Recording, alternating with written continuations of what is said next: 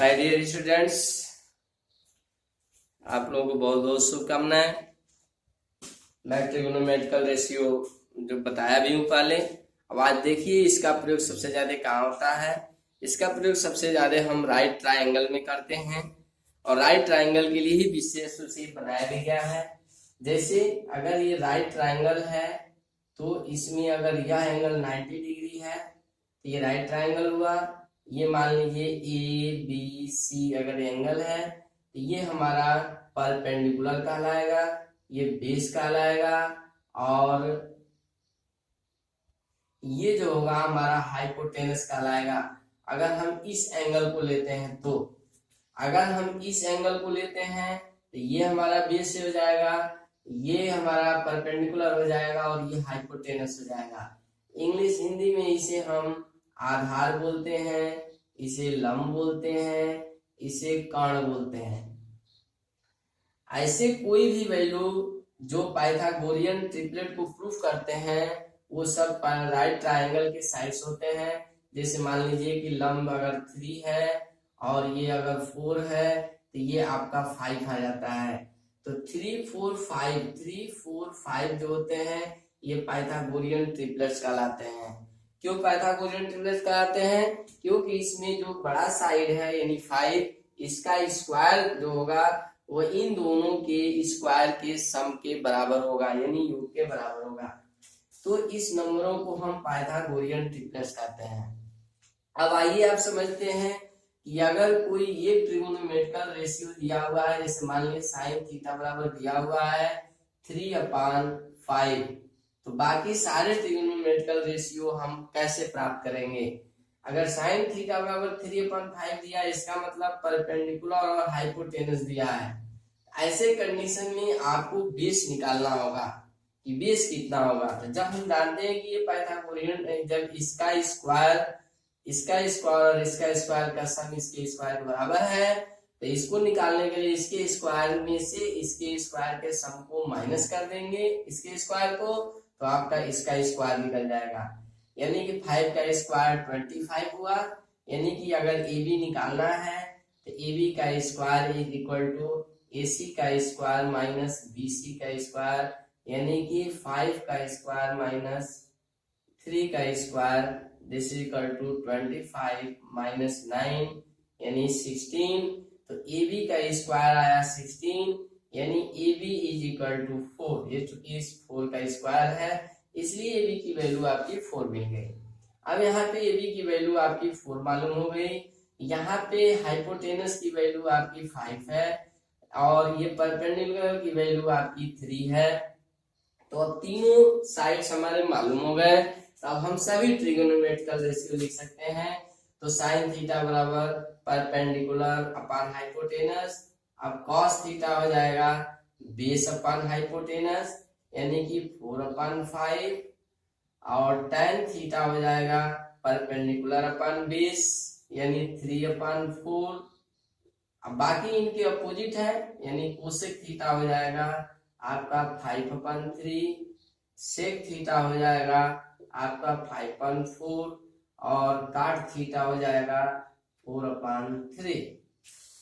अब जो कोई भी क्वेश्चन इस तरह से दिए गए हैं, कोई भी चीज कोई भी दो साइड्स दिए गए हैं तो थर्ड साइड हम पाइथागोरस थ्योरम को प्रयोग करके निकाल लेंगे थर्ड साइड का।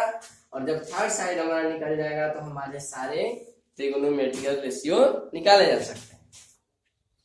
अब आप देखिए कभी कभी ये क्वेश्चंस इस प्रकार के आते हैं, विशेष रूप से क्लास 10th में है कि कोई किसी एक रेशियो को सब के रूप में बदलिए। जैसे मान लीजिए दे दिया गया कि साइन ए को सभी प्रकार के ट्रिगोनोमेट्रिकल रेशियो में चेंज कीजिए।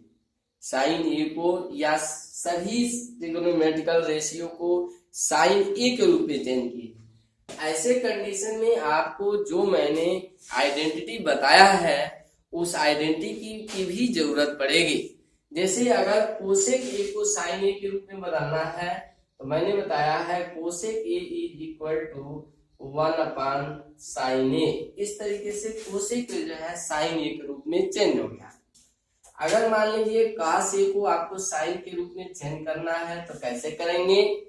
तो पहले जानिए कि हमने आइडेंटिटी लिखवाया था कि cos square a is equal to 1 minus sine square a।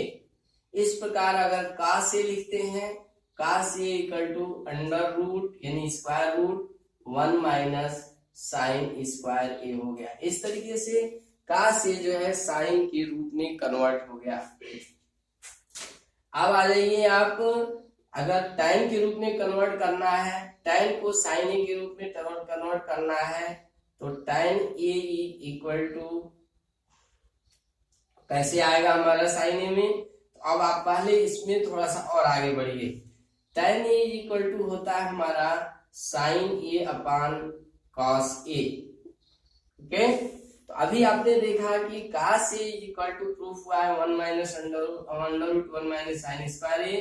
तो हम लिख सकते हैं sin a upon under root 1 minus sine square a। इस तरीके से आपका tan a कन्वर्ट हो गया sin a upon 1 minus sine square a यानी sin a के रूप में।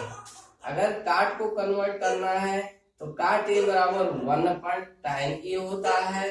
तो हमने अभी प्रूफ किया कि tan a इक्वल टू इतना, तो 1 अपॉन जब tan किए हैं तो ये अपोजिट हो जाएगा यानी under root 1 minus sine square a upon sine a।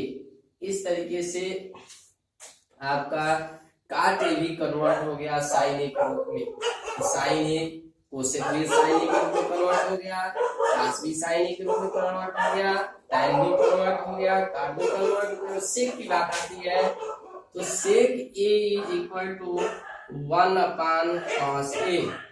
अभी यहाँ पे निकाला गया है cos a इक्वल टू कितना है, तो अगर sec है तो अपोजिट है यानी 1 upon under root 1 minus sine square a।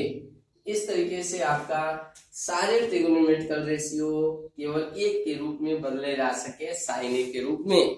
इसी प्रकार किसी को भी चेंज करते हैं सभी के रूप में, tan को भी चेंज कर सकते हैं साइन के रूप में, साइन को चेंज कर सकते हैं tan के रूप में। आपको इन सब कुछ संख्याओं का प्रयोग करते हैं और उसके बाद से हम चेंज कर लेते हैं। अब कुछ क्वेश्चंस आते हैं, इसे एनसीईआरटी के कुछ क्वेश्चंस हैं जिनको आपको सॉल्व करना होता है।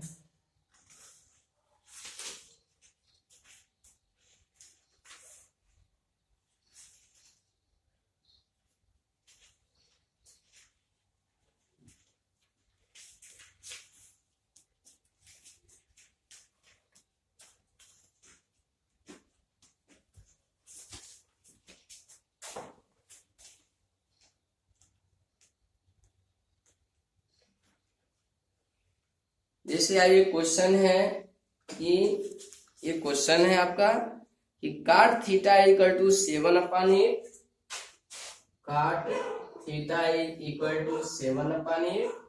तो आपको प्रूव करना है 1 plus sine theta, 1 plus sine theta into 1 minus sine theta upon 1 plus cos theta into 1 minus cos theta की वैल्यू आपको बतानी है। अगर ये दिया गया है तो आपको इन चीजों की वैल्यू बतानी है। तो आप देखिए सीधी सीधी बात है कि एक चीज दे दिया गया है काट थीटा। काट थीटा देने का मतलब क्या हुआ कि अगर ये राइट ट्रायंगल है या एंगल थीटा है तो ये 7 अपॉन 8 दिया गया है यानी बेस को 7 दिया गया है और परपेंडिकुलर को 8 दिया गया है।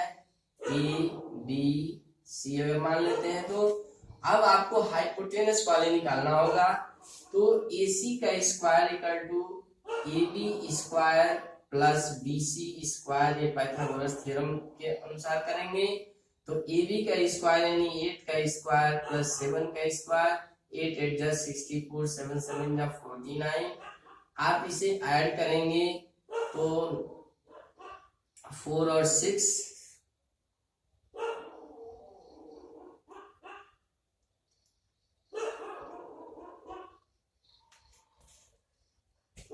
ये आया 113 AC स्क्वायर आ गया।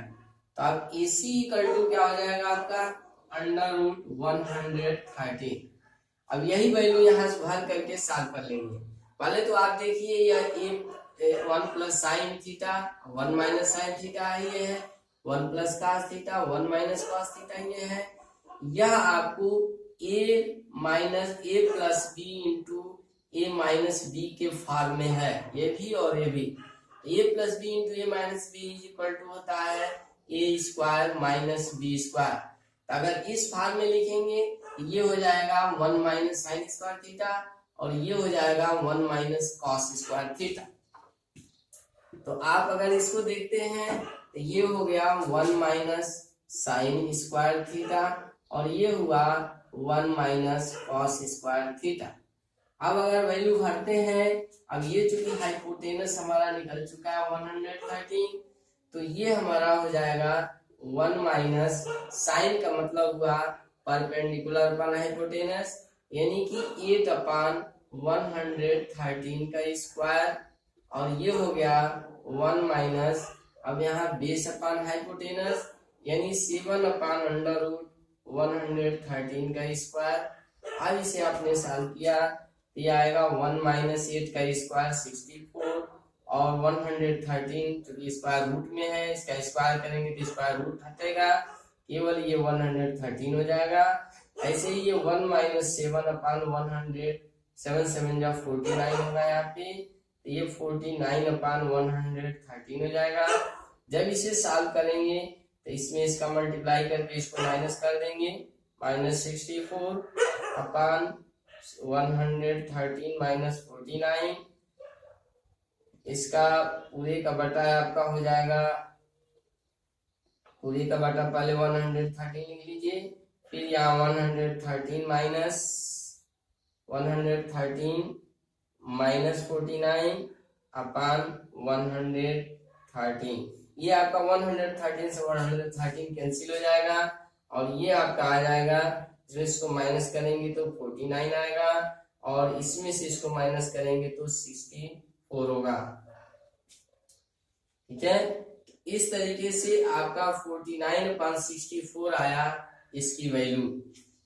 तो इसी तरीके से कोई भी क्वेश्चन आपको सॉल्व करने होंगे तो वैल्यू भरेंगे, पहले कोई एक ट्रिगोनोमेट्रिकल रेशियो दिया रहेगा तो उसके अनुसार हम इसे पाइथागोरस थ्योरम का प्रयोग करके और थर्ड साइड निकाल लेंगे। थर्ड साइड निकालने के बाद जो भी वैल्यू रखनी है वह इसमें भर लेंगे और भर करके इसे सॉल्व कर लेंगे। अब यहाँ पे चाहते हम तो यहाँ पे आपका वो पाइथागोरस जो आइडेंटिटी हमने बताया है, आइडेंटिटी का प्रयोग कर सकते थे। तो ये होगा 1 माइनस साइन स्क्वायर थीटा यानी कॉस स्क्वायर थीटा और ये होता 1 minus cos square theta is equal to sine square theta, यानी ये आपका बना कॉट स्क्वायर थीटा।